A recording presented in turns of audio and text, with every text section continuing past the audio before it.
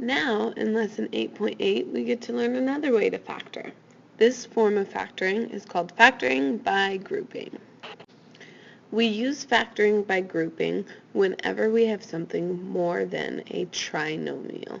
So anytime we have 4 or more terms in our expression. When we do this, we first, of course, like always, look through and see if there's a greatest common divisor. Or greatest common factor that we can divide out of all of these.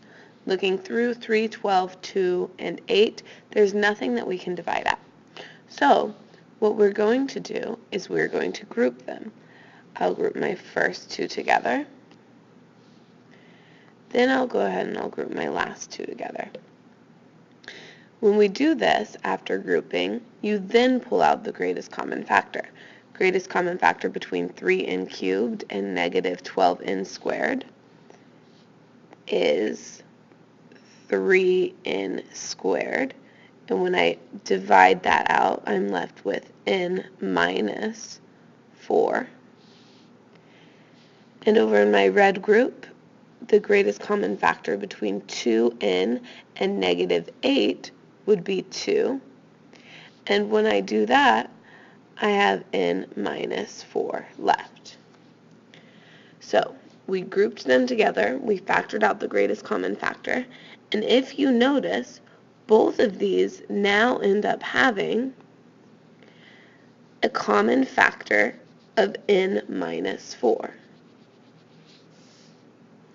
So taking that common factor of n minus 4, our final answer will be n minus 4. You divide out that common factor, and then you add together the factors that we pulled out.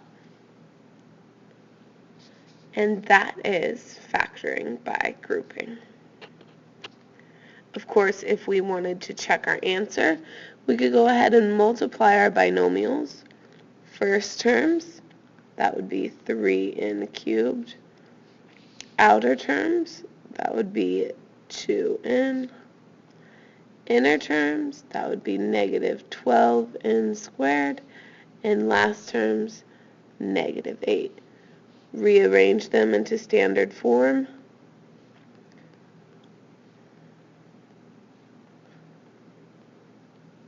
And sure enough, we ended up with what we started. So our answer was correct. N minus 4 times 3n squared plus 2. Just for the sake of it, let's go ahead and do another one. Here we have something greater than a trinomial. We have 4 terms. So I'm going to go ahead and factor by grouping. I'll group together my first two and my last two. The greatest common factor between 8t to the third power and 14t to the second power would be 2. T to the second power. And when we factor that out, we're left with 4t plus 7. And over into our second group, greatest common factor between 20t and 35 is 5. We'll be left with 4t plus 7 again. We go through and we take our new common factors of 4t plus 7, and we pull that one out, 4t plus 7, and when we divide those out of each one, we're left with 2t squared plus 5, and that is our final answer. Again, if we wanted to check our answers, we would go through and FOIL. First terms, that would be 8t to the third power plus 20t plus 14t squared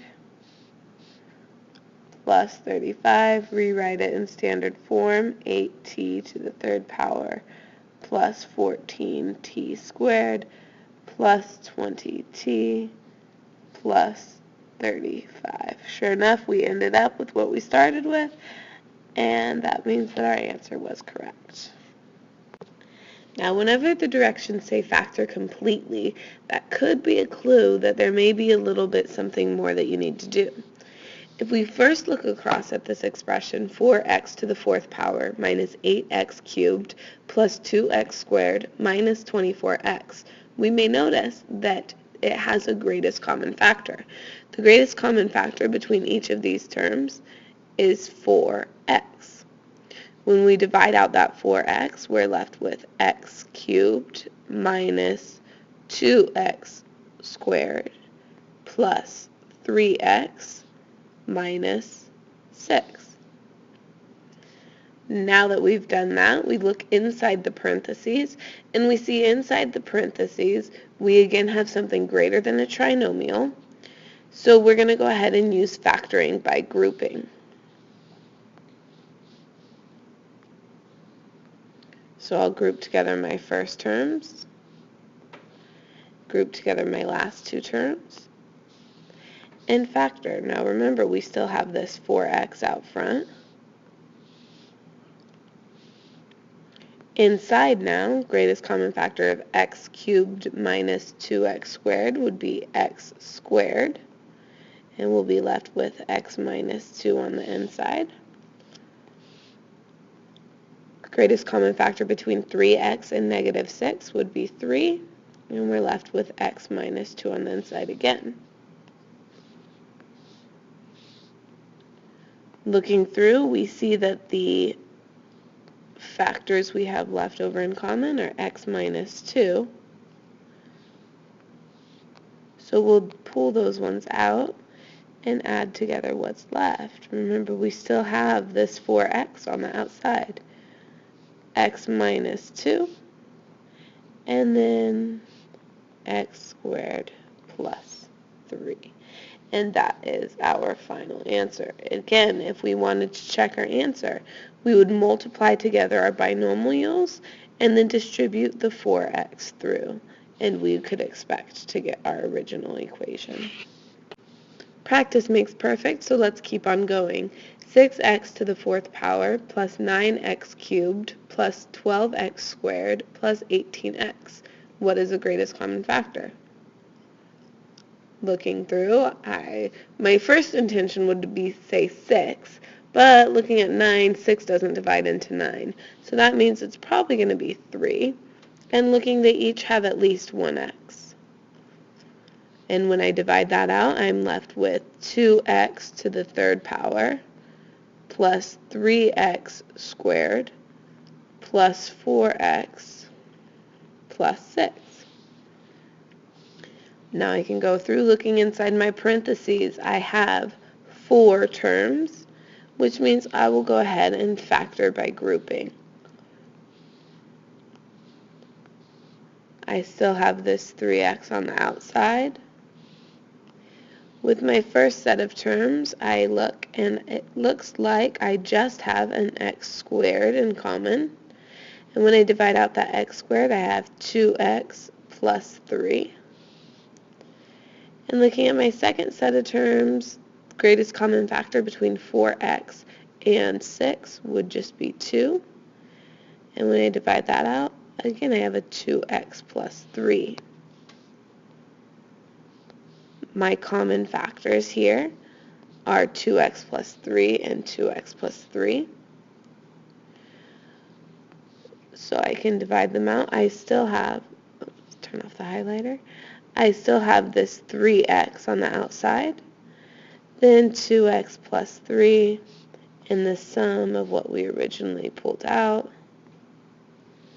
And this is our final answer. Again, if we wanted to check our answer, we would multiply our binomials and then distribute the 3x to each of those terms. I know that this is a lot to remember, so pause this, read through these little steps, write them down. They're helpful. When do I use what? First thing, always factor out the greatest common factor, if there is one.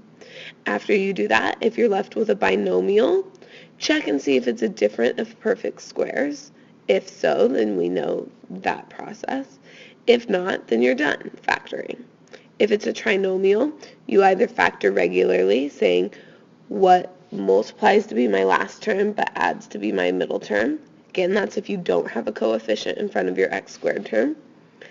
Or you can use the Xbox method if you do have a coefficient in front of your x squared term.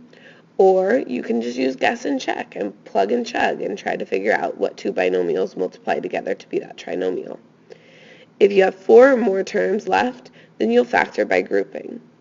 Make sure you check your work by multiplying it all back out. So, joke of the day. What happens to a frog's car when it gets broken down? It gets towed away. Frog, toad, get it?